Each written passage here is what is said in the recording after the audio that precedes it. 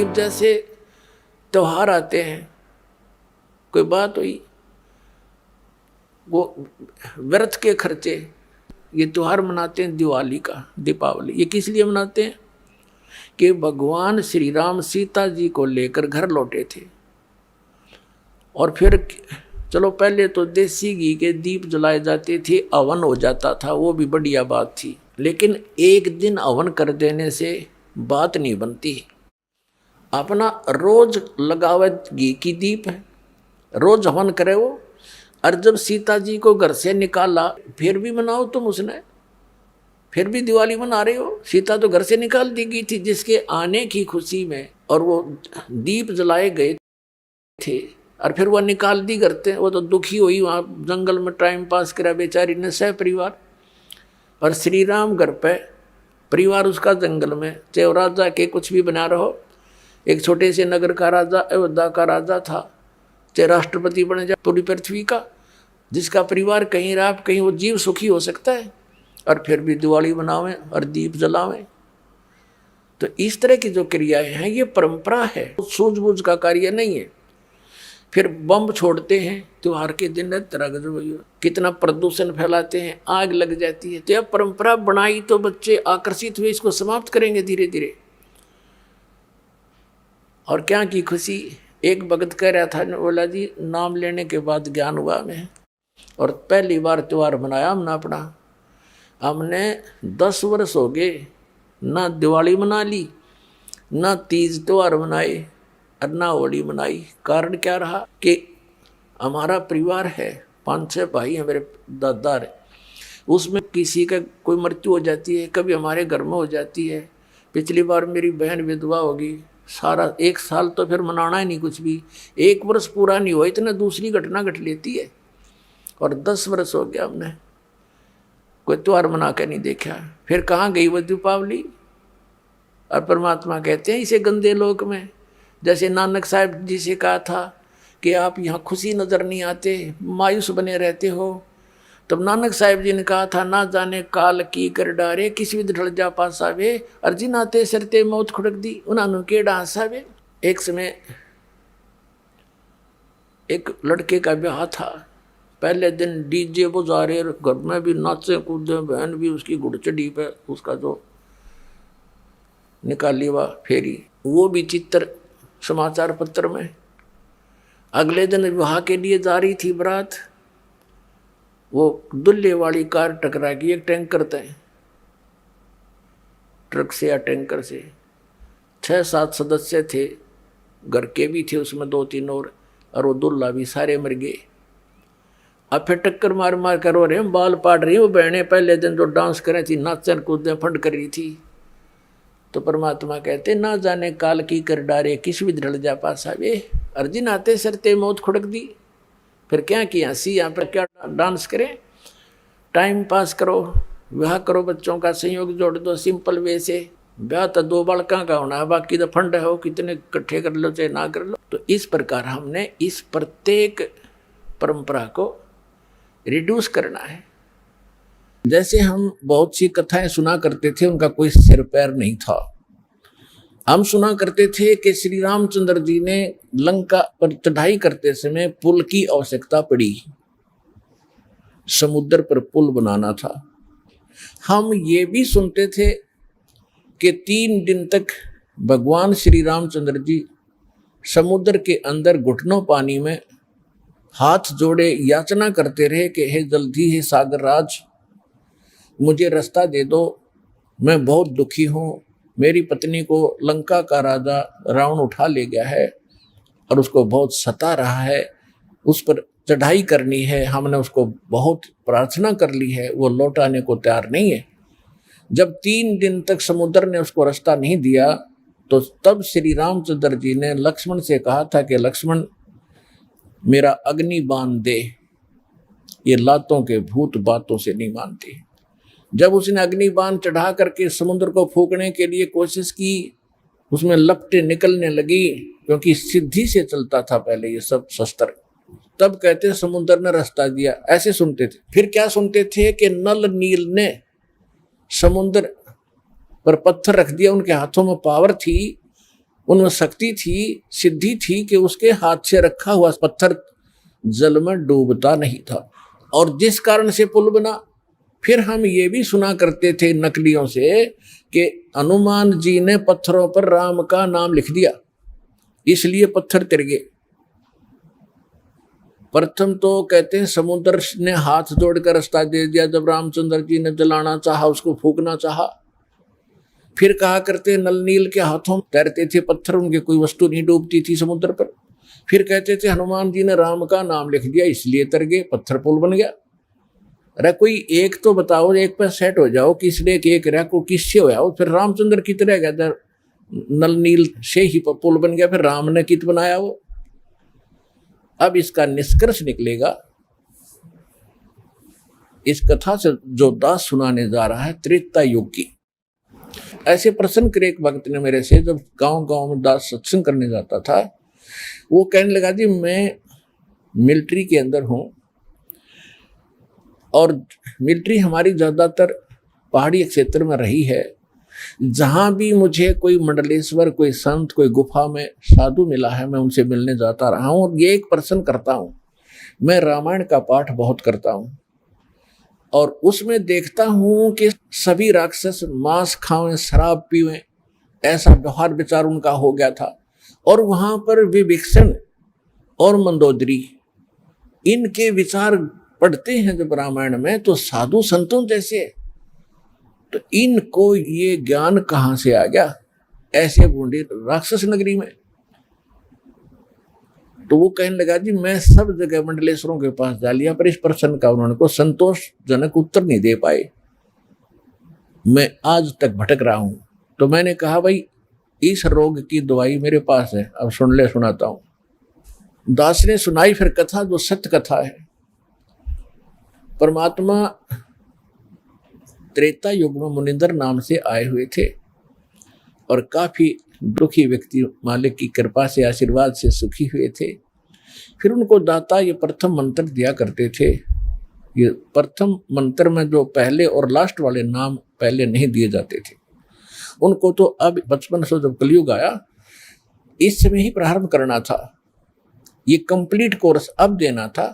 पहले तो ऐसा समझ लो कि ये आपको ग्लूकोज लगा दी जब तक सर्जन नहीं आया, और ग्लूकोज से रोगी मरता नहीं लेकिन रोग नाश नहीं होता।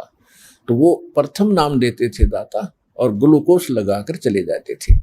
अब ये रोग नाश तो अब होना था, ये दास भेजा है इस जन्म मरण के रोग का नाश करने का सर्जन और डॉक्टर, हर तरह की औषधि और ऑपरेशन सारा सिखाकर, सब ट्रेनिंग दे करके अब सब सुख होंगे, आपका जन्म मरण का रोग कटेगा।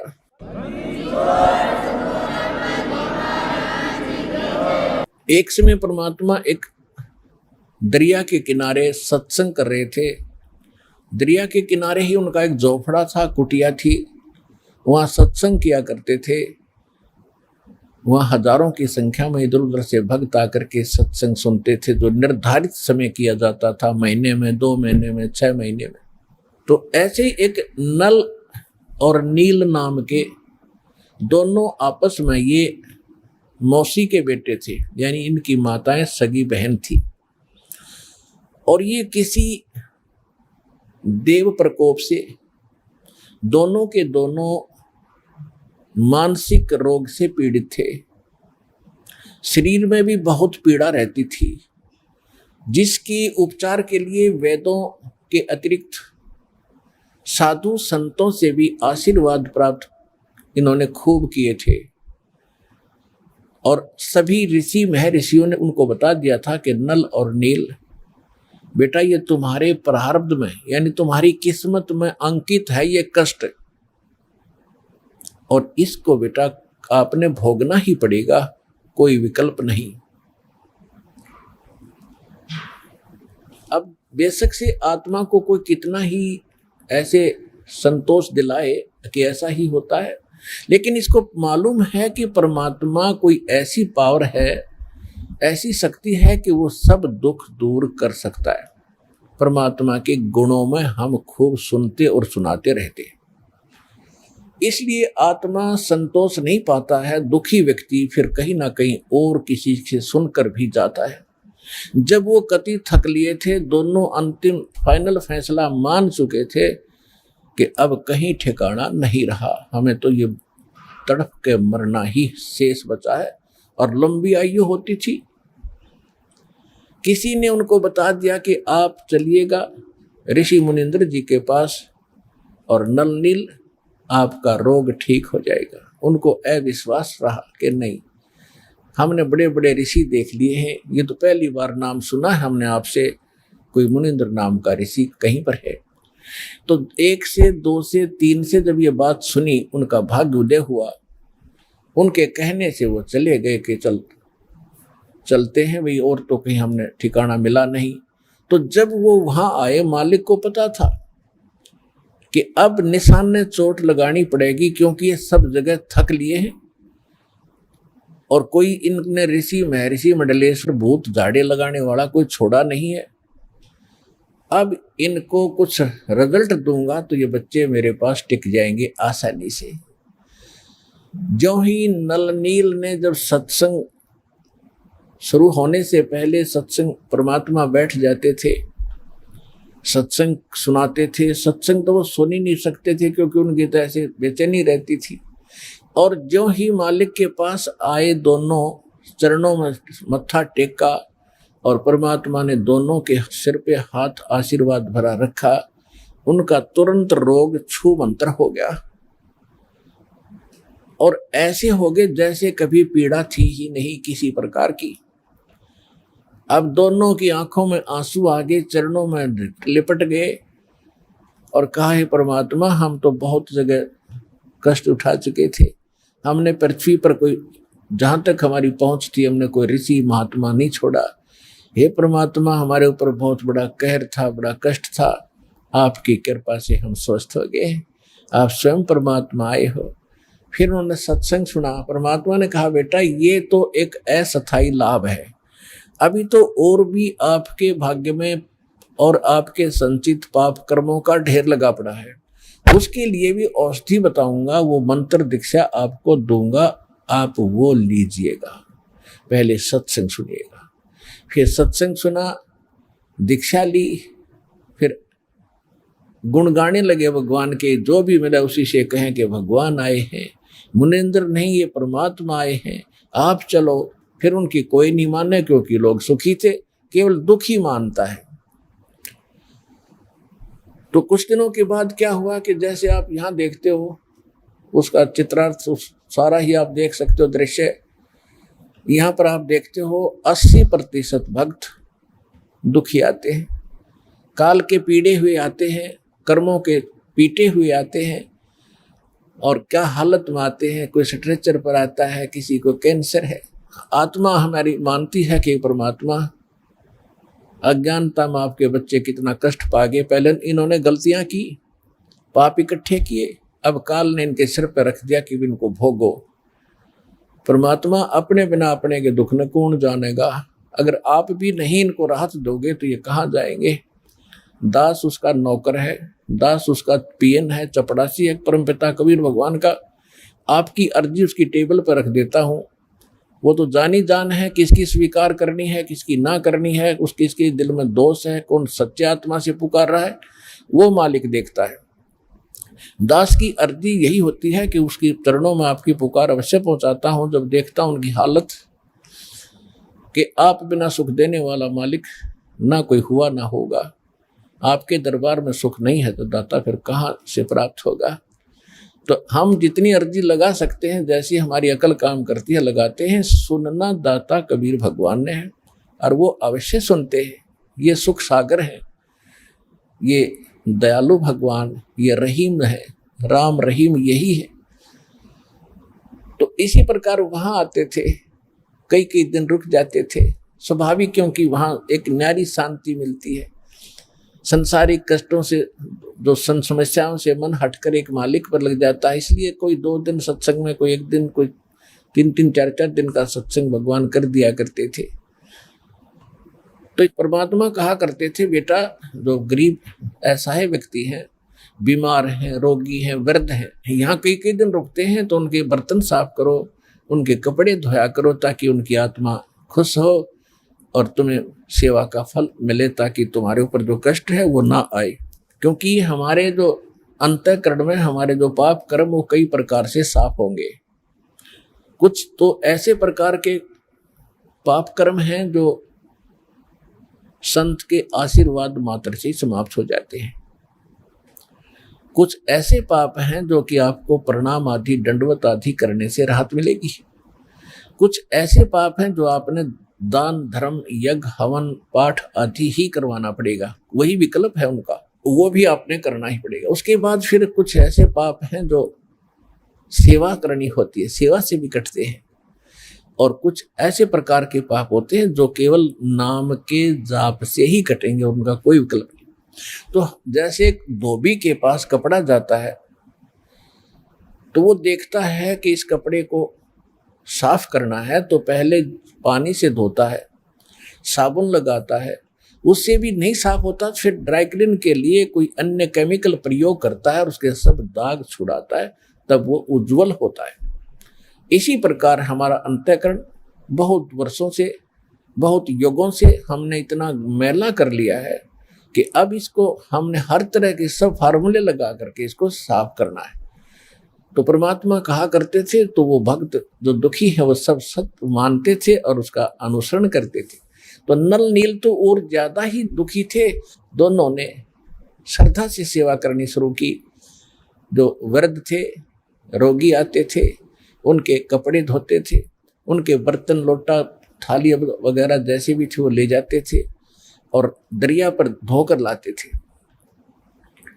वो इतने सीधे साधे और इतने परमात्मा पर समर्पित थे, इतना भाव था उनका कि पहले समय में साबुन वगैरह नहीं था। कपड़ा धोने के लिए पहले जल में भिगो देते थे, दरिया में भिगोकर उनको थोड़ा सा बाहर पत्थर रख देते थे, वो पानी में लहरों से गीले हो जाते, फिर उनको बाद में ऐसे मुक्के मार मार के धोते थे। कोई और तो साधन था ही नहीं। और बर्तनों को भी ऐसे पहले भिगोकर थोड़ी देर के बाद धोने के लिए किनारे रख देते थे, और तब तक वो बैठ जाते थे वृक्ष के नीचे और चर्चा करते थे सत्संग में सुनाई कथाओं का, और फिर अपने दुखों के बारे में कहते थे, ओहो हमें तो भगवान मिल गए और सच्चा ज्ञान मिल गया और सही मंत्र मिल गए, ओहो बड़ा कल्याण हुआ, बड़ी दया करी परमात्मा ने, देखो आज सत्संग में ऐसे सुना रहे थे परमात्मा, सारी सत्य है। ऐसे वो काफी देर तक चर्चा करते थे। फिर उनको याद आता था कि हमने कुछ सेवा भी करनी है, तब तक किसी का कोई कटोरा बह जाता, किसी का कोई कपड़ा खिसक जाता लहरों में, तो उन्हें पता नहीं लगता, वो धो धाकर जितने थे शेष ठा के लाकर सबके रख देते। कहने का भाव ये है, किसी का कटोरा कम, किसी का गिलास गुम हो गया, किसी का धोती, किसी का कुर्ता नहीं पाया, तो सभी दिक्कत मानते थे, दुखी होते थे कि नल नील आप, ये कमीज नहीं मिला, मेरा कटोरा नहीं मिल रहा, मुझे गिलास नहीं मिला। तो 2-4 बार उन्होंने कहा ऐसे हुआ, तो उन्होंने गुरुदेव जी के पास प्रार्थना की कि महाराज ऐसे ऐसे हम दुखी हो लिए, और ये आपके भक्त, श्रद्धा तो बहुत है, लेकिन जो दूसरे सेवादार थे वो बताया करते थे कि ये तो वृक्ष के नीचे बैठ जाते हैं और भिगोकर बर्तनों और कपड़ों को ये बहुत देर में ध्यान देते हैं, वो बह जाते हैं, ये ध्यान नहीं देते। तो परमात्मा ने कहा बेटा ध्यान रखा करो। तो अच्छा जी ध्यान रखेंगे। फिर वैसे ही हो जाती है कि कुछ दुखों का, दुखी किया हुआ प्राणी जो होता है उसका कुछ ऐसा वो स्वभाव सा बना हुआ था, भोले भाला, उनका दिमाग कंडम सा हो गया था, उस समय भी वो ज्यादा ही भोले टाइप के ही थे। तो फिर ऐसी हो गया, तो फिर शिकायत हुई। तो परमात्मा ने कहा बेटा इनकी आत्मा दुख पाती है, सेवा भी करते हो फिर उतना दुखी कर रहे हो, तो आप ये सेवा ना करो, क्योंकि आपका स्वभाव में ऐसा हो गया है। तो वो रोने लग जाते, उनको डर लगता कहीं फिर वो दुख ना आ जाए हमारे ऊपर, जिस परमात्मा ने आज्ञा दे रखी है। और आज तो ये शायद गुस्से में कह रहे होंगे, फिर रोने लग गए, परमात्मा हमसे सेवा ना छीनो, दाता हमसे सेवा ना छीनो। उनको डर ये था कि कहीं फिर से ना वो कैर टूट जाए जो पहले हम दुख पा रहे थे। बुरी तरह रोने लगे। तो परमात्मा ने सोचा भी इनकी श्रद्धा भी बनी रहनी चाहिए, तो परमात्मा ने आशीर्वाद दे दिया कि बेटा जो करो सेवा। आज से तुम्हें आशीर्वाद दे दिया है कि तुम्हारे हाथ से चाहे तुम लोहा भी रख देना, और तो छोड़ो पत्थर, ये तो कुछ हो, चाहे पत्थर भी रख देना बेटा, जल में नहीं डूबेगा। तो वो दोनों जाकर फिर देखने लगे।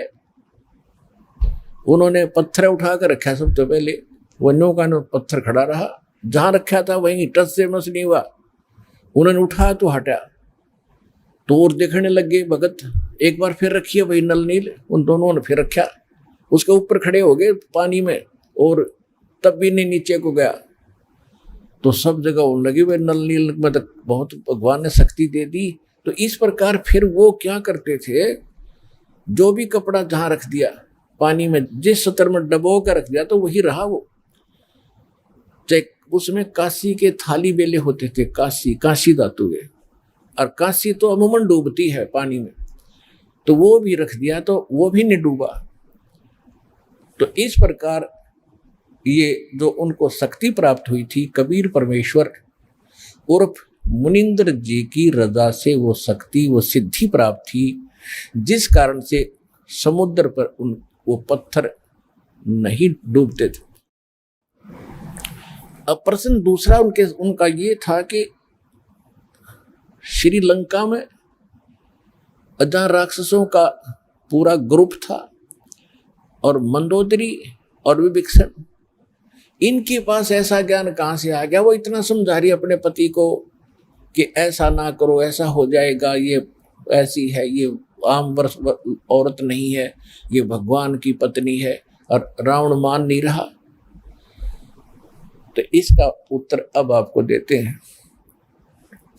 परमेश्वर जब कबीर जी मुनिंदर नाम से त्रेता में आए हुए थे, इनका अपना विधान है, गोता मारूं स्वर्ग में और जा बैठूं पाताल, गरीबदास ढूंढता फिरूं अपने हीरे मोती लाले। अब 100 साल छिदर में करूं अपने जन के काज, अरणक से पूजो मार दूं मैं नरसिंह धर लूं साज। नदन के रूप बना लूं अपने बच्चे के लिए। तो परमात्मा एक साधु ऋषि रूप में थे ही, श्रीलंका में पहुंच गए, और वहां पर एक चंद्र विजय नाम का एक भाट था, भाट, और उसके परिवार में पुत्र पुत्री, पुत्र वधू, पत्नी, कुल मिलाकर 16 सदस्य थे। और जो चंद्र विजय भाट था वो रावण के पास जाता था। ये भाट लोग क्या करते थे कि अपनी रोजी रोटी के लिए राजाओं के पास जाते थे, राजा लोगों का वो मनोरंजन कराते थे, रिक्रिएशन कराते थे, ऐसे उनके गुण गाते थे, आप राजाधिराज हो, आपके राज में सब सुखी हैं, आपका बड़ा गुणगान हो रहा है, आप बड़े महापुरुष हो, और कुछ चुटकुले आदि सुनो कर उनको प्रसन्न रखते थे, गाने गुने गाते थे, गीत सुनाते थे, और राजा लोग उनको उसके प्रतिफल में कुछ इनाम देते थे। इसी प्रकार उसकी पत्नी का नाम था करमवती, और वो मंदोदरी रानी के पास जाती थी, रानी का मनोरंजन कराती थी, ऐसे बुढ़ी अच्छी कहानी कथा सुनाकर, अश्लील बातें सुनाकर रानी को खुश रखती थी। रानी उसको इनाम दे देती थी मंदोदरी। इस तरह उनका गुजारा निर्वाह चल रहा था।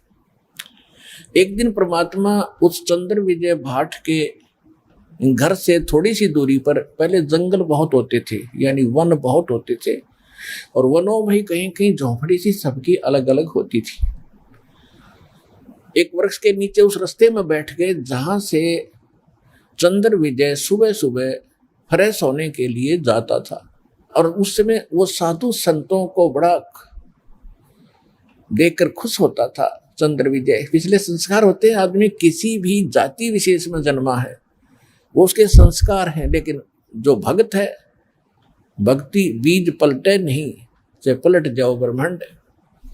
तो भक्ति की आस्था उसके अंदर न्यारी थी। बेशक से सारा दिन बकवाद ही सुनता और सुनाता था, लेकिन भक्ति वाले लक्षण भी उसके अंदर विद्वान थे। साधु देखे चरणों में मत्था टेका, और हे भगवान आज बड़े भाग्योदय हुआ, मेरा ऋषि जी के दर्शन आज सुबह सुबह हुए, हम दास के लिए कोई सेवा बताओ, हमारे घर पर चलिए भगवान, आज तो बड़ा सौभाग्य मेरा। तो परमात्मा को वो घर ले आए। परमात्मा गए इसलिए थे, उनके झोपड़ी के सामने बैठ गए और लगे सत्संग सुनाने। चंद्र विजय ने तो उसी दिन दीक्षा ले ली, लेकिन परिवार के सदस्य कहने लगे महाराज हम अभी नहीं मानेंगे आपकी बात, हम तो भगवान शंकर के पुजारी हैं, क्योंकि रावण राजा शंकर का पुजारी था तो जनता ने तो होना ही था, हम अभी नहीं मानेंगे आपकी बात को। परमात्मा फिर गए, कभी कभी रह रह कर जाते रहे, कथा सुनाते रहे, फिर घर में सुख होने लगे जो पहले शंकर जी की पूजा से नहीं हो रहे थे। फिर धीरे धीरे 16 के 16 सदस्यों ने वह दीक्षा प्राप्त कर ली। अब पहले तो वो कर्मवती जाती थी मंदोदरी के पास, तो कैसी बकवाद सुनाया करती थी, गंदी छटोरी अश्लील बातें कहानी सुनाकर उसको खुश करती थी। और फिर जब उसने ज्ञान सुना परम पिता परमात्मा से, तो फिर उसमें वह कैसेट, वो मेमोरी कार्ड दूसरा भर दिया भगवान ने। अब फिर वो लगी बोलने ये राम कथा अमर कथा, ये परमात्मा का ज्ञान सुनाने लगी। तो मंदोदरी भी भगवान की पिछले संस्कार तो थे ही इतने अच्छे, रानी जो बनी है को आम लड़की औरत नहीं होती, वह उसके पिछले पुण्य बहुत गजब के होते हैं, अच्छे होते हैं। लेकिन आगे वो पिछली बैटरी जो चार्ज है वो खराब कर रही होती है, जब तक आगे चार्जर शास्त्र अनुकूल साधना का नहीं लगता है, तो वो डिस्चार्ज एक दिन होनी है बैटरी तो जिस कारण से भी उसके अंदर तड़फ थी। तो मंदोदरी कहने लगी है कर्मवती, तेरे अंदर तक गोबर भरा था सारा, और तू तो सारी बकवाद सुनाया करती थी, और ये अच्छी बातें तेरे अंदर किसने फीड कर दी, मैंने उस आदमी का नाम बता, तेरे को तो सुधारना बड़ा मुश्किल था, और तू आज इतनी बढ़िया बात बता भगवान के सत्र की, मैंने ये बता किसने भरा तेरे अंदर ये अच्छा माल। तब उसने बताया कि हमारे घर एक ऋषि आते हैं, उनका नाम मुनिंद्र जी है, और बहुत अच्छी कथा सुनाते हैं, उनके मुख से सुन लेगी तो रानी आप तो गदगद हो जाओगी। तो मंदोदरी ने कहा कि अब के जब तेरे गुरुजी आवे तो मेरे पास बुला के लाना। परमात्मा ने जाना ही था। तो मंदोदरी की रानी थी, रानी को एक नौकरानी का आदेश था, तो उसने सबसे पहले यही प्रार्थना रखी कि प्रभु हमारी राजा की रानी बहुत अच्छी है, मंदोदरी नाम है, और वह कह रही थी कि आपके गुरुजी को यहाँ बुला के लाना, मैं विचार सुनूंगी उनके। परमेश्वर ने कहा बेटा देखो आप नौकरानी और वो रानी, और मैं वहां जाऊं, इसका पति जो रावण है वो महाभिमानी, और बेटी वहां जाने से मुझे कुछ वो कह देगा, मैं तो कुछ नहीं कहूंगा, लेकिन भगवान दुखी हो जाएगा। एक नियम है, परमात्मा कहते हैं अपना विधान स्वयं बताते हैं कि कबीर कहे अपने साधकों के मेरा संत ना दुखाइयो कोई, और संत दुखाए मैं दुखी, मेरा आपा भी दुख होए। और फिर दूसरी बात है कि साधु संतों को बुलाया नहीं करते, उसको बोल देना, साधु संतों के पास खुद आया करते। कर्मवती को इतना ज्ञान सुन रखा था कि साधु को बाई ऑर्डर बुलाने से अगर वो आ भी गया और आशीर्वाद नहीं देगा, लाभ नहीं देगा, तो फायदा क्या होगा। तो मंदोदरी को जाकर के कर्मवती ने कहा कि महारानी हमारे गुरुजी आए हुए हैं, लेकिन ऐसा है कि संत को बुलाना नहीं चाहिए, उनसे आशीर्वाद प्राप्त करने के लिए स्वयं जाना चाहिए, इससे ज्यादा लाभ होता है। वो तो भगवान थी, कहने लगी ठीक है वाह कर्मवती मैं तेरे साथ चलूंगी। वो रानी स्वयं आई, मालिक के दर्शन किए, ओए होए कहते हैं साधु दर्शन राम का, और साहेब आवे याद, और लेखे में वाहे गड़ी, बाकी का समय बर्बाद। फिर कहते हैं साधु दर्शन राम का मुख पर बसे सुहाग, और दर्श उन्हीं को होते हैं जिनके पूर्ण भाग। मंदोदरी के पूर्ण भाग थे, भगवान मिले, परमात्मा का ज्ञान सुना। कुछ कर्मवती से सुन रखा था मंदोदरी ने, और फिर भगवान के मुख से सुना तो जल्दी असर हो गया। दीक्षा की प्रार्थना की, मालिक ने दीक्षा दे दी, शिक्षित हुई। उसके बाद उसने कथा सुनानी शुरू की अपने पति से। स्वाभाविक होता है, अगर पति को ज्ञान होता है तो सबसे पहले वो चाहता है मेरी पत्नी माने, इसका भी कल्याण हो।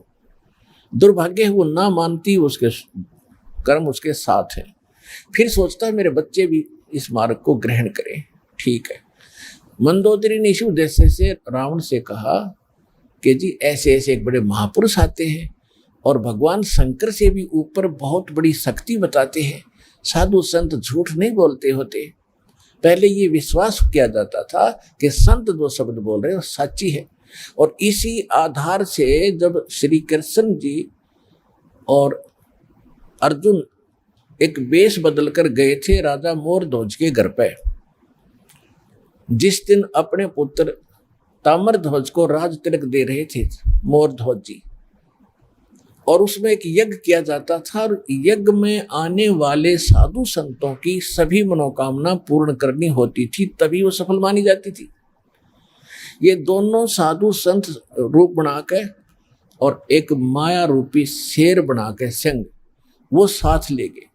तो मोरध्वज और ताम्रध्वज और उसकी पत्नी थी वह मोरध्वज की, ताम्रध्वज की माँ, उन तीनों को पता चला तो नौकरों से कहा कि बुला के लाओ साधु संतों को, भोजन कर लेंगे। उन्होंने कहा कि नहीं, वो रानी और राजा स्वयं आए हमें यहाँ लिवाने के लिए, तब हम उसके घर पे कदम रखें। तो तीनों जने, पुत्र भी, रानी भी, राजा भी, उन साधु रूप में विराजमान श्री कृष्ण और अर्जुन, और साथ में उनका शेर खड़ा, उनको लिवाने के लिए मोतियों के थाली भर कर लेकर गए। और तब वो वहां आए तो मोरध्वज ने कहा महाराज भोजन प्रसाद पाओ। श्री कृष्ण रूप में, साधु रूप में श्री कृष्ण जी ने कहा कि पहले हमारे शेर को आहार कराओ, फिर हम बाद में आहार करेंगे। और ये मांस खाएगा लेकिन मनुष्य का खाता है, और मनुष्य के विषय में समझ लो कोई पल्लेदार पकड़ के मत ले आना, ये तुम्हारे घर के सदस्य का मांस खाएगा। और सुन लो कि जो आज इस शेर सिंह का जो आहार बनेगा और उसकी मृत्यु होगी वो सीधा स्वर्ग जाएगा। अब उस समय इतना विश्वास किया जाता था कि संत जो कह रहा सत्य है, और इस सत्य को मानकर मोरध्वज चाहता है कि आज मेरा दाव लगे।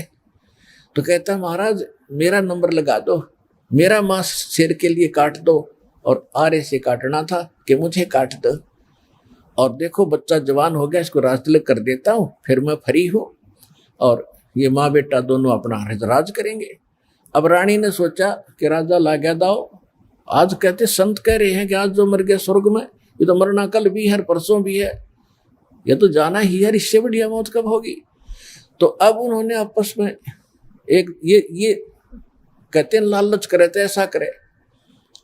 रानी ने कहा देखो जी व्यवहार की बात है, मैं पति भरता पत्नी हूं, और मेरे से पहले मेरा पति की मृत्यु होगी तो मेरा कोई जीवन नहीं है, मेरा काम पूरा हुआ। इनको संतान की आवश्यकता थी, संतान इनको दे दी, ये बच्चा जवान हो गया, इसका विवाह करो, खाना बनाने वाले इनके पास नौकर हैं, और लड़का अभी बालक है, आपकी गाइडेंस की इसको जरूरत है राजकाज में, और मेरा काम पूरा हुआ, मेरा नंबर लाओ जी। अब उनको पक्का पता था कि जो साधु कह रहे सच्ची है, तो उस समय इतना विश्वास था। फिर ताम्रध्वज ने खुद कहा कि नहीं जी, मैंने आपकी सेवा क्या की आज तक, तो आपने पाला ही पोसा हूं, मेरे ऊपर आपका भार बना हुआ, आपके स्थान पर मैं अपना मांस दूंगा, शेर को अपनी जान दूंगा। तो कहने का भाव ये है कि पुण्यात्माओं, साधु संतों के वचनों पर विश्वास किया जाता था। इसी आधार से परमात्मा ने जो मंदोदरी को कहा था कि तुम्हारे शंकर से ऊपर एक और परम शक्ति है, ये तो नाशवान है, इनके द्वारा दिया गया जो सुख है अक्षीणिक है, ये आपके प्रारब्ध के कर्म को नहीं काट सकते। मंदोदरी ने सारी सच्ची मानी क्योंकि साधु कह रहे थे, दूसरी बात नहीं, फिर बात खत्म होगी। ये तो बात कोई बताने वाला मिलता ही नहीं था, उस समय तो ये सारे नकली थे, उनकी बातों को हम ऐसे ही दृढ़ता से मानते रहे। अब मंदोदरी ने फिर वो लंकापति रावण को सुनाना चाहा। रावण के अंदर तक गोबर भरा था, अहंकार शक्ति का, शंकर भगवान की पूजा करके सिद्धियां प्राप्त कर रखी थी, और मांस खावा शराब पीवा उसका यह अच्छी बात कैसे स्वभाव है। तो वो कहने लगा कि ए मूर्ख, तो शंकर भगवान से ऊपर मानती है, देख मेरे क्या ठाठ कर रखी है, 1 लाख मेरे पुत्र हैं, 1.25 लाख मेरे नाती हैं, और देख सोने की लंका बना रखी है, अरे क्या देगा तुझे वो भिखारी। मंदोदरी ने बहुत कोशिश की पर बुद्धि भ्रष्ट के बाद पल्ला पड़ी नहीं। फिर मंदोदरी ने कहना ही बंद कर दिया। उसके बाद फिर क्या होता है कि उसने सोचा तर और कोई मेरी चर्चा सुनने वाला नहीं, ये ऐसा ज्ञान है इंसान दूसरे को सुनाए बिना रह नहीं सकता। तो उसने अपने देवर रावण के छोटे भाई विभीषण से समझाया ये ज्ञान, और विभीषण ने ये ज्ञान स्वीकारा, और विभीषण ने भी परमात्मा से दीक्षा ली और वो भक्ति की। अब हम आते हैं उस बात पर कि जिस समय सीता जी का अपहरण हो गया और उसकी खोज हो रही थी, कोई पूर्व में ढूंढ रहा था, कोई पश्चिम में खोज रहा था, कोई उत्तर, कोई दक्षिण में। जैसे किसी की गाय गुम हो जाए, कोई इधर घूम रहा है, कोई इधर ढूंढ रहा है, कोई ऐसे हो रहा है, ऐसी दशा थी। अब यहाँ इस कथाओं से आपको बहुत सा निर्णय मिलेगा, और आपने ये कथा खूब सुन रखी थी पर इनका निष्कर्ष नहीं निकाला था। अब जैसे जड़ी बूटियां रखी हैं और उनकी गुण भी लिख रखे हैं, बड़ी अच्छी हैं, लेकिन उनसे औषधि बनाने वाला जब तक नहीं मिलेगा तो उन जड़ियों से क्या लाभ है, उनके ज्ञान से भी, उनकी कथाओं से भी। आपने ये भी सुना होगा कि जिस समय श्री रामचंद्र जी की सीता उठा ली गई थी और वो पेड़ पौधों से भी लिपट लिपट कर पूछ रहे थे, डकरा रहे थे, रो रहे थे, पशुओं से भी गले से मिलकर पूछ रहे थे, आपने मेरी सीता देखी। आकाश से कहते हैं भगवान शंकर और पार्वती ऊपर से देख रहे थे कि नीचे कौन रो रहा है। तो भगवान शंकर ने उनको प्रणाम किया ऊपर से ही, क्योंकि ब्रह्मा विष्णु शिव ये 3 भाई हैं। ब्रह्मा जी बड़े हैं, विष्णु जी बीच वाले हैं, शंकर जी सबसे छोटे हैं। और पार्वती जी तो शंकर भगवान को सुप्रीम पावर मानती थी, एक तो पति परमेश्वर, फिर महादेव नाम से जाने जाते थे। तो पार्वती जी ने कहा कि आप महादेव होकर के किसको नमन कर रहे हैं, कि सामने त्रिलोकीनाथ भगवान विष्णु है, नीचे उनकी पत्नी सीता को कोई उठा ले गया है, वो लीला करने आए हुए। अपने बड़े भाई यानी भगवान को, विष्णु भगवान को मैं प्रणाम कर रहा हूं। अब पार्वती जी ने सोचा कि भाई भगवान रोए, ये दोनों बात नहीं हो सकती। यो रामचंद्र दशरथ पुत्र है, ये रो रहा है, भटक रहा है, इसको आप परमात्मा कह रहे हो। भगवान शंकर बोले, पार्वती आप नहीं जानते, ये सचमुच ऐसा ही है, इनको अब नहीं कोई पहचान पा रहा है। तो पार्वती ने कहा कि मैं परीक्षा लूंगी और सीता रूप बना कर जाऊंगी, यदि ये मुझे पहचान लेगा तो मैं मान लूंगी वो भगवान है, और नहीं तो मैं कतई नहीं मानू। तो भगवान शंकर ने कहा कि यह गलती मत करना, यदि तूने सीता रूप बना लिया तो तू मेरे काम तो गई, तू मेरे बड़े भाई की पत्नी का रूप बनाओगी तो मेरे लिए पत्नी रूप में स्वीकार्य नहीं रहेगी, तो माँ के तुल्य हो जाएगी। उस समय तो पार्वती ने कहा कि ठीक है, नहीं मैं नहीं जाऊंगी जी। अब शिव जी गए सैर सपट्टे को, और आदत है ये, इस मन का स्वभाव है कि क्या पता चलता, भी 2 मिनट में परीक्षा लेकर आती हूँ। सीता रूप बनाया, रामचंद्र जी के सामने खड़ी होगी, जिधर से रास्ते में खोजता हुआ जा रहा था। रामचंद्र जी ने कहा कि हे दक्ष पुत्री माया, हे राजा दक्ष की बेटी, आप भगवान शंकर को कहाँ छोड़ आई, अकेली कैसे वन में? तो शर्मिंदा हुई और कहा कि सचमुच शंकर भगवान जी आपको ठीक ही प्रणाम कर रहे थे, नमन कर रहे थे, आप तो सचमुच भगवान हैं। अपने आत्मा यहां देखना एक पॉइंट सोचने का है। श्रीमद् भगवत गीता अध्याय नंबर 7 के श्लोक नंबर 6, 7, 8 में स्पष्ट किया है कि ये काल बोलता है गीता को, जो ब्रह्मा विष्णु महेश का पिता है। ये कहता है कि अर्जुन, बुद्धिमानों की बुद्धि और बलवानों का बल मेरे हाथ में है। जब चाहे स्विच ऑन कर दूं इनकी बुद्धि का, और जब चाहे ऑफ कर दूं। जैसे महाभारत के अंदर अर्जुन को ताकत दे दी और लाखों लोगों का नाश कर दिया उस काल से प्राप्त शक्ति से, और फिर वही अर्जुन जब श्री कृष्ण जी का निधन हो गया था, हत्या हो गई थी और सारे यादव आपस में लड़ मरे थे, उनकी पत्नियों को लेकर आ रहा था, रास्ते में जंगली लोगों ने, भीलों ने अर्जुन को पीटा, लूटा, और वही धनुष जिसे महाभारत का युद्ध जीता था वो साथ लिए रहता था उसको, और उस दिन उसके हाथ नहीं उठे, खड़ा खड़ा कांपा वो। जब सारा काम वो लिया, वो भील भ्याल पीट कर लूट कर कुछ औरतों को भी ले गए और चले गए, तब अर्जुन कोस रहा श्री कृष्ण जी को कि श्री कृष्ण बड़ा धोखेबाज था, इसने हमारे साथ बड़ा धोखा किया है। पहले तो मुझे शक्ति दे दी और ना जाने कितने जीवों का नाश करा मैंने, और आज मैं खड़ा खड़ा पिट रहा हूँ, वही अर्जुन हूँ और वही गांडीव धनुष है मेरे पास, आज ये मेरे से प्रतिज्ञा भी नहीं चढ़ाई जा रही इसकी। तो परमात्मा ने बताया कि ना श्री कृष्ण धोखेबाज था, ये सारे इस काल के अधीन हैं, इसके रिमोट से चलते हैं। तो उसी ने काल ने जब विनाश करना था महाभारत का, तो अर्जुन को ताकत दे दी और फिर वापस ले ली, उसने अपना काम करा दिया जो करना था नाश। अब अर्जुन कितना पिट्टो। इसी प्रकार ये कहता है बुद्धिमानों की बुद्धि मेरे पास है। अब जब श्री रामचंद्र जी की खुद पत्नी गुम थी, उसका तो पता नहीं उसने कौन उठा लेगा, ढूंढते फिर जैसे गायें गुम हो जाया करे। हर वह पार्वती पहचान दी, तू तो पार्वती है, सीता नहीं है, तो वहां उसकी ऑन कर दी और फिर ऑफ कर दी, खा धक्के। अब क्या होता है, अब हनुमान जी ने छलांग लगाई, एक सिद्धि है जो आकाश में उड़ जाने की प्राप्त हो जाती है। आकाश मार्ग से जाके वो लंका में प्रवेश हुआ हनुमान जी।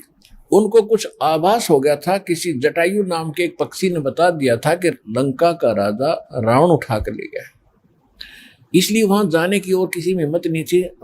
सूरवीर बलवान थे, हनुमान जी ने कहा कि मैं जाऊंगा तो कुछ ऐसी निशानी दो मुझे ताकि मुझे पहचान सके कि मैं ऐरा गहरा व्यक्ति नहीं हूं, मुझ पर विश्वास करे माता। तो कहते हैं रामचंद्र जी ने अपनी छाप दे दी, अंगूठी निकाल के उस पर नाम लिखा था उनका, और उसको सीता खूब पहचानती थी। उधर से सीता को घना दुखी कर ही रखा था, सता रखा था रावण ने, एक नौलखे बाग में छोड़ रखा था और उससे रोजाना यातना दिलाता था और अपनी पत्नी बनने की स्वीकृति वो उससे करवाना चाहता था, वो उसने स्वीकार नहीं की। और रावण को एक श्राप लगा हुआ था कि तू कभी किसी औरत के साथ बलात् नहीं कर सकेगा, स्वेच्छा से कोई संपर्क हो तो वो अलग बात है, लेकिन तू किसी का ऐसे जबरदस्ती नहीं कर पाएगा, नहीं तो गल जाएगा तू। इस डर से वो जबरदस्ती नहीं कर पा रहा था और उधर से उसको पीड़ित कर रहा था कि स्वयं यश कर दे, लेकिन वो सीता ने नहीं किया था। एक वृक्ष के नीचे बैठी थी और अपने कर्मों को कोस रही थी। छोटा सा रूप बनाकर एक बंदर का हनुमान जी उसी वृक्ष के ऊपर बैठ गए थे। यातना देने के लिए औरतें आई थी तो भी उसने देखा था। जब वो चली गई उसके बाद फिर हनुमान जी ने ऊपर से वह अंगूठी डाल दी। वो तो राजदूत बनकर गए थे। जब अंगूठी देखी सीता ने, तो आपने कथाएं खूब सुन रखी हैं, ज्यादा ना सुनाऊंगा, तो उसने सोचा कि ये बंदर अंगूठी उठाकर लाया तो मेरे पति की मृत्यु होगी। तो उसने पूछा, तो फिर वो नीचे आया, अपना थोड़ा ठीक सा रूप बना के खड़े हो गए और कहा, माता मैं ऐसे ऐसे रामचंद्र जी ने भेजा हूं और ये कहानी है। अब कहने का भाव ये है कि वो जो कुछ भी उसने उद्मस्ता रहा हो तो आपने पता ही है, हनुमान जी ने नौलखा बाग भी उजाड़ दिया उसका और सारा कुछ कर दिया। आइए अब हम उन श्रद्धालुओं के अनुभव जानते हैं जो जगत गुरु तत्वदर्शी संत रामपाल जी महाराज जी से दीक्षा प्राप्त कर चुके हैं तथा उनके द्वारा बताए गए भक्ति मार्ग पर चल रहे हैं। जी नमस्कार। जी नमस्कार। क्या नाम है जी आपका? हमारा नाम जानवी प्रदीप वालस्कर। जानवी जी, क्या करते हैं आप? हम टीचर हैं RSS वाले स्कूल में, सरस्वती शिशु मंदिर में सन 98 से लेके 2008 तक निरंतर कार्यरत रहे। आपने संत रामपाल जी महाराज जी से नाम दीक्षा लेने से पहले क्या भक्ति साधनाएं की? हमने सभी देवी देवताओं की भक्ति करते थे जो हिंदू समाज में अभी चलते आ रहे हैं, और हमारे घर का माहौल भी वैसा ही भक्तिमय था। हमारे मम्मी पापा काफ़ी भक्ति करते थे। बचपन से ही हम पापा हमारे राम राम राम राम लिखवा के लोई में, आटे की लोई में गोलियां बना के मछली को खिलाने के लिए कहते थे। हम चारों बहन भाई ऐसे ही करते थे, और मम्मी जितने भी व्रत करती थी हम मम्मी के साथ साथ व्रत करते थे। विशेष तौर से गणपति और भोलेनाथ जी की भगवान व्रत करते थे, और संकट चतुर्थी भी मम्मी के साथ करते थे।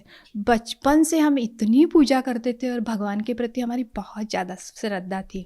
पर जैसे ही विवाह हो गया हमारा, विवाह के बाद हमने गायत्री परिवार में आ गए, क्योंकि पड़ोसन हमारी गायत्री परिवार की थी। और उस विवाह के बाद तो हम काफ़ी परेशान रहने लगे कि आर्थिक भी और मानसिक भी, घर में भी बड़ी अशांति थी।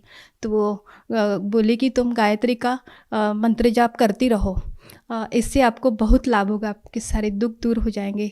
तो हम उसके साथ गए और नाम दीक्षा ले ली गायत्री की, और तब से हम गायत्री की इतनी तन मन धन से व्रत करते थे, पूजा करते थे, नवरात्रि के व्रत करते थे। हर साल शांति कुंज में जाते थे। शांति कुंज में हवन यज्ञ का ट्रेनिंग देते थे। वो 9 दिन का सत्र करके आते थे हम, और ट्रेनिंग लेने के बाद यहाँ पे घर पे आते थे। घर पे स्कूल से आने के बाद जहाँ से भी आता है फ़ोन या बुलावा आता है कि यहाँ हवन होना है या विवाह संस्कार होना है या जन्मदिन संस्कार है, तो हम माँ बेटी चले जाते थे झोला उठा के। बेटी डफली उठा लेती थी, वो भजन पूजन करती थी, और 3 घंटे लगते थे हवन यज्ञ में। हम पूरा करते थे, ना भूख ना प्यास, कुछ भी नहीं, इतना हम समर्पित थे। फिर भी दुखों का, संकट का कोई निवारण ही नहीं होता था।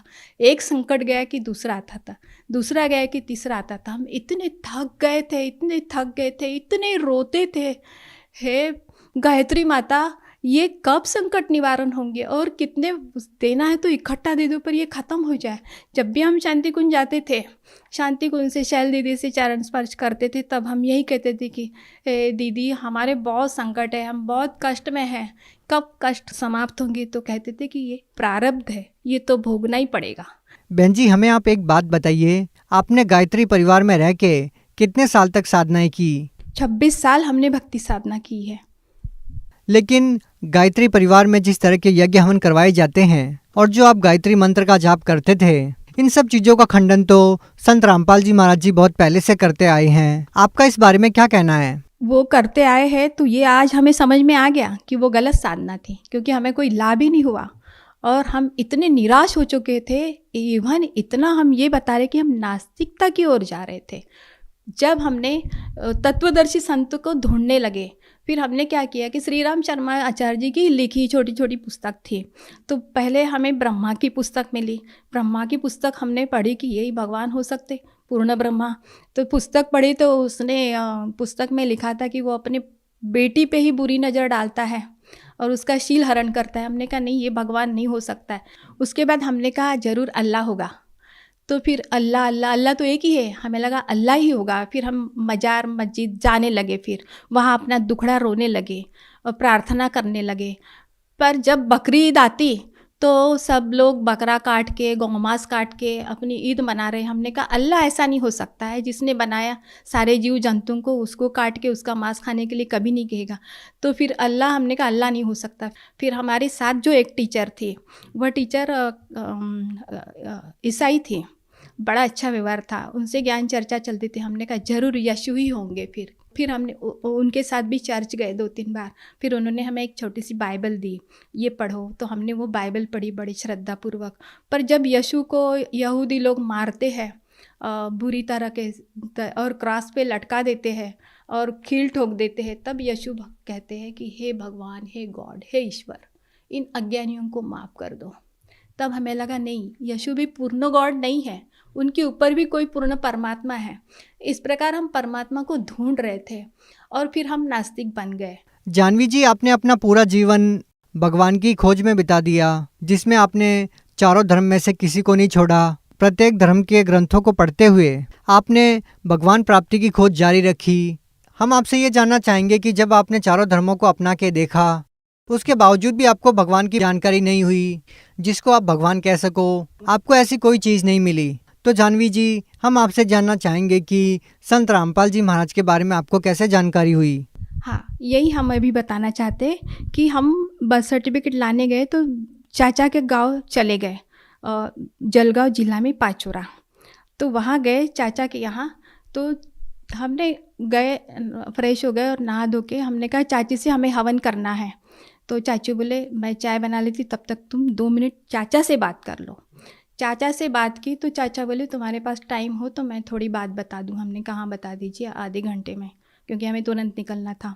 तो चाचा ने हमें बताया कि देखो हमारे साथ बहुत धोखा हो गया है। हमने कहा कैसा धोखा? बोले हम जिसकी भक्ति करते हैं उसका, हम जिस लोक में रह रहे ये काल का लोक है और यहाँ का भगवान काल भगवान है, ज्योति निरंजन भी उसी को कहते हैं। आपको ये जानकारी कहाँ से मिली?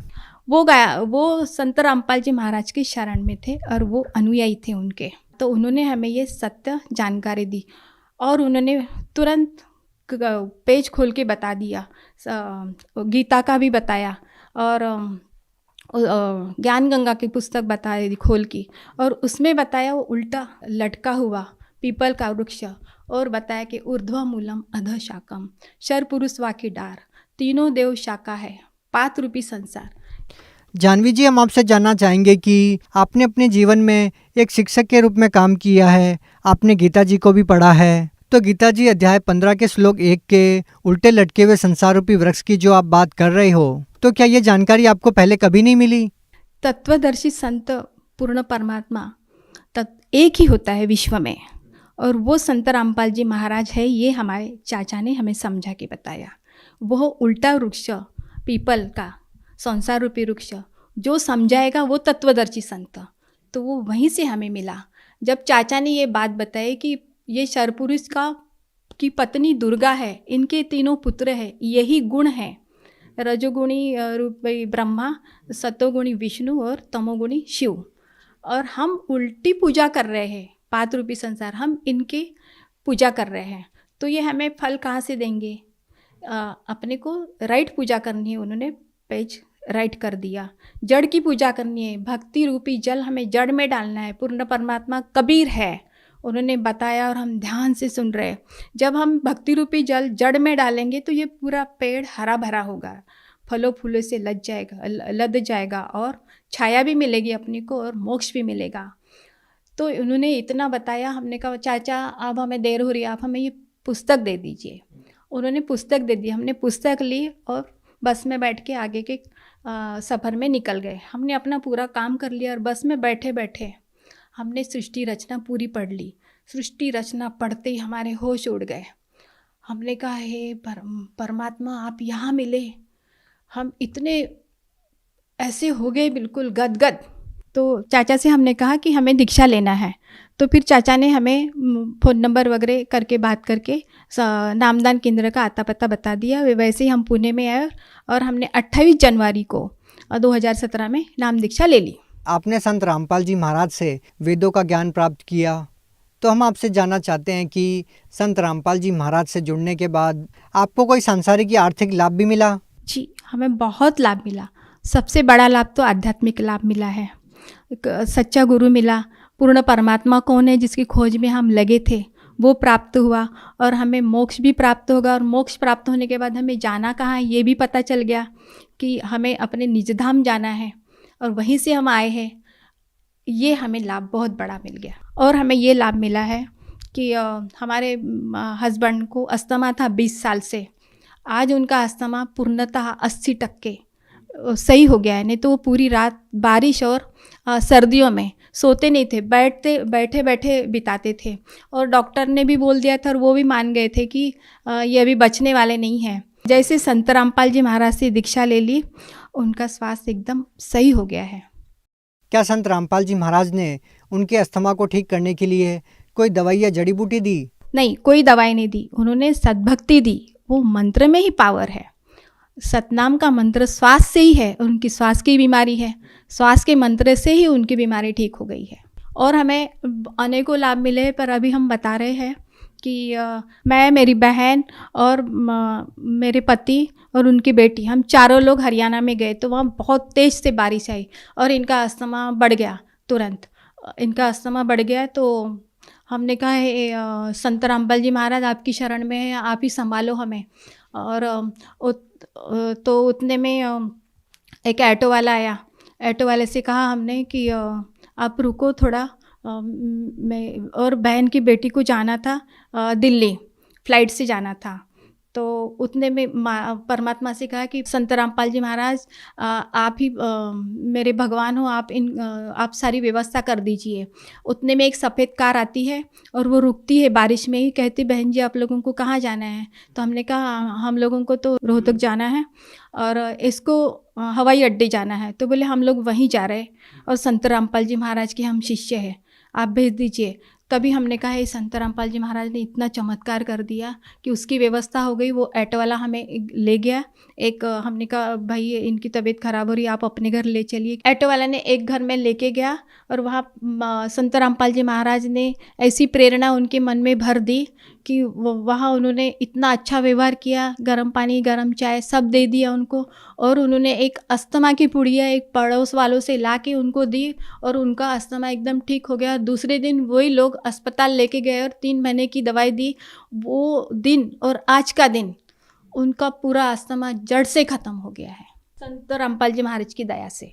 और हमें ये लाभ मिला कि हम बाथरूम में नहाने जा रहे थे तो वो हीटर ऑटोमेटिक था, पर उस दिन पता नहीं क्या हो गया, हम कपड़े भी धो रहे थे, उतने में हीटर एकदम ब्लास्ट कर गया फटाक से। और देखा तो इतना हीट पूरा भाप से पूरा दिखाई नहीं दे रहा था बाथरूम, और हम आराम से बाहर आ गए। एक बूंद भी हमारे एक छींट भी ऊपर नहीं आया। तो वो जीवन दान हमें संत रामपाल जी महाराज ने दिया है वहाँ पे। और एक लाभ बताना चाहती हूँ मैं। हम दोनों लोग डबल सीट जा रहे थे बाइक से, और एक पीछे से एक दूसरी बाइक आती है डबल सीट, वो हमारी गाड़ी को ठोक देती है और हम लोग वहीं पे गिर जाते हैं। पर संत रामपाल जी महाराज की दया से उसी समय सिग्नल गिर जाता है, पीछे की गाड़ियाँ पीछे ही रुक जाती है और हम लोग आराम से उठते हैं। लोग भी हेल्प करते हैं, पर हमें एक भी खरोच नहीं आया। वो भी पूछते हैं कि तुम्हें कुछ लगा? तो उनको भी नहीं लगा और हमें भी नहीं लगा। वहाँ पे भी संत रामपाल जी महाराज ने जीवन दान दे दिया है। आप भगत समाज को क्या संदेश देना चाहते हैं? भगत समाज को मैं संदेश तो नहीं दूंगी, संदेश परमात्मा देते हैं, पर मैं यही बताना चाहती हूँ कि सद्भक्ति करिए। पूर्ण परमात्मा धरती पर आए हैं, संत रामपाल जी महाराज ही पूर्ण परमात्मा कबीर है। हम लोग बोलते हैं गुरुर ब्रह्मा गुरुर विष्णु गुरुर्देव महेश्वरा, गुरु साक्षात परब्रह्म तस्मै श्री गुरुवे नमः। साक्षात गुरु परमात्मा हरियाणा में आए हैं संत रामपाल जी महाराज के रूप में। आप निरंतर 1 महीना तक सत्संग देखिए, किसी भी चैनल पे देखिए, कई चैनलों पे आता है और नीचे में एक पट्टी चलती है, व्हाट्सएप नंबर उसमें दिया है। आप व्हाट्सएप करके निःशुल्क पुस्तक ज्ञान गंगा और जीने की राह, एक कोई भी पुस्तक आप मंगवा लीजिए, पूरा ज्ञान समझ लीजिए और पूर्ण परमात्मा की शरण में जाके अपना पूर्ण मोक्ष करवा लीजिए। क्योंकि 84 लाख योनि के बाद ये मनुष्य जन्म सिर्फ मोक्ष के लिए मिलता है। बहुत बहुत धन्यवाद। धन्यवाद।